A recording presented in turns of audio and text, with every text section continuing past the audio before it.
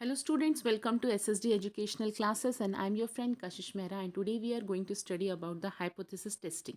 So our topic is hypothesis testing which is related with research methodology और जहाँ पर ये टॉपिक बहुत ही ज़्यादा इंपॉर्टेंट है जहाँ पर हम प्रूव करते हैं या हम अनुमान लगाते हैं कि हमारे जो टेस्टिंग है वो बराबर है या नहीं।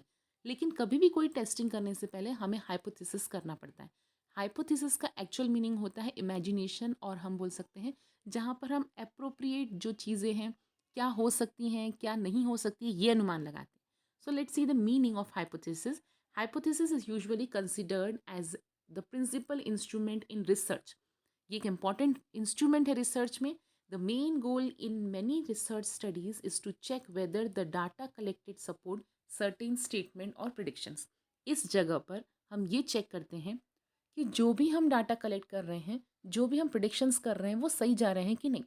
इट मीन्स हाइपोथेसिस एक ऐसी जगह है एक ऐसा स्टेटमेंट है जहाँ पर जो भी हम स्टेटमेंट दे रहे हैं वो प्रूव करना होता है कि हमने जो स्टेटमेंट बोला है वो बराबर है या नहीं। जब भी हम कोई रिसर्च करते हैं तो हमने कोई स्टेटमेंट दिया रहता है। फॉर एग्जाम्पल की एक छोटा सा एग्जाम्पल लेते हैं हम कि आज बारिश होने के चांसेस हैं। अब now why you are saying this, क्योंकि आपको लगता है कि कल का जो तापमान था या कल का जो क्लाइमेटिक कंडीशन था और आज की क्लाइमेटिक कंडीशन की वजह से आज बारिश हो सकती है, लेकिन बारिश होगी ही ऐसा कंपलसरी नहीं है। सो हाइपोथेसिस स्टेटमेंट जहाँ पर आप अनुमान लगाते हैं कि ये चीज़ हो सकती है।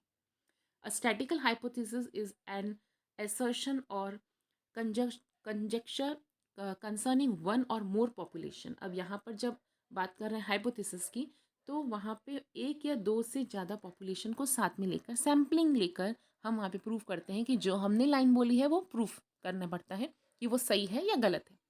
So test of hypothesis is the process of testing of significance also. जब आप टेस्ट करते हैं हाइपोथेसिस तो आपका जो हाइपोथेसिस आपने लिया है वो कितना परसेंट सही है ये भी यहाँ पर आपको चेक करना होता है। It means you have to check the significance also.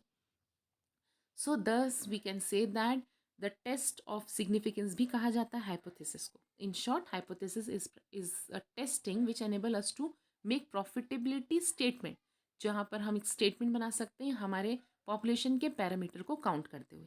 The hypothesis may not be proved absolutely, कभी कभी हमारे हाइपोथेसिस सही प्रूफ होते हैं और कभी कभी नहीं भी होते। लेकिन कभी भी कोई रिसर्च करनी है उससे पहले हमें हाइपोथेसिस बनाने होते हैं कि हम रिसर्च किस बारे में कर रहे हैं, किस चीज़ को प्रूफ कर रहे हैं और कौन से मेथड्स यूज़ कर रहे हैं प्रूफ करने के लिए। लेकिन जब आप ये मेरे वीडियोस देख रहे हैं तो इससे रिलेटेड ये टॉपिक यहाँ ख़त्म नहीं होने वाला है। यहाँ पर इस वीडियो में मैं सिर्फ हाइपोथेसिस के टेस्टिंग के बारे में बता रही हूँ। इसके टाइप्स कैसे होते हैं, ये कैसे टेस्ट किया जाता है, ये सब इसमें कंटिन्यू रहेगा। मे बी आपके इसको आप दूसरे पार्ट में देख सकते हैं। So let's continue with the topic. Points to be considered while making और फॉर्मुलेटिंग द हाइपोथेसिस। कुछ बातों का हमें ध्यान में रखना होता है। सबसे पहले अगर आप हाइपोथेसिस बना रहे हैं या कोई स्टेटमेंट बना रहे हैं तो ये बात ध्यान में रखनी है कि स्टेटमेंट क्लियर होना चाहिए, प्रिसाइज होना चाहिए। आप बोल सकते हैं कि आज बारिश होने वाली है या नहीं होने वाली।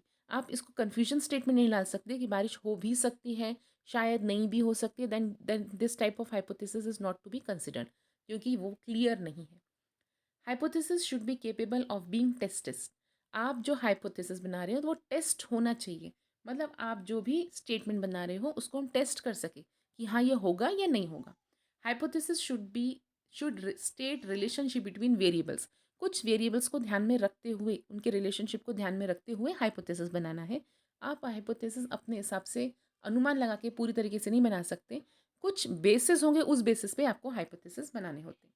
Hypothesis should B limited in scope. इतना ज़्यादा हाइपोथेसिस नहीं बना देना, एरिया इतना ज़्यादा नहीं लेना है कि आप उसको कैलकुलेट ही ना कर पाओ। जैसे अगर आपने बोले इंडिया में, तो अब इंडिया में तो इतनी बड़ी प्लेस है, कहाँ बारिश होगी और कहाँ नहीं ये कैलकुलेट करना बहुत मुश्किल हो जाएगा। So you have to limit your areas. Hypothesis should be stated as far as possible in most simple term so that the same is easily understandable by all the concern. Hypothesis इस तरीके से रखना चाहिए ताकि वो सभी लोगों द्वारा समझा जाए। इतना कन्फ्यूजन नहीं होना चाहिए ताकि कुछ लोगों को कन्फ्यूजन रहे तो वो क्लियर ही नहीं रहे कि वो क्या बनाना चाहते हैं। Hypothesis should be amendable to test within a reasonable time. एक स्पेसिफिक टाइम और स्पेसिफिक एरिया को ध्यान में रखते हुए हाइपोथेसिस होना चाहिए।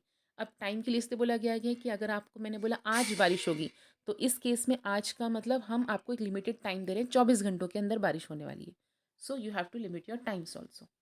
Hypothesis hypothesis must explain empirical reference. So यहाँ पर हाइपोथेसिस जो बता रहे हैं वो रेफरेंस जो रहेगा वो क्लियर होना चाहिए। सो आज की वीडियो में मैं आपको इतना ही बताऊंगी, लेकिन आगे वीडियो को जानने के लिए आपको पढ़ना होगा हमारे टाइप्स ऑफ हाइपोथेसिस। सो बने रहे हमारे साथ। Till then bye.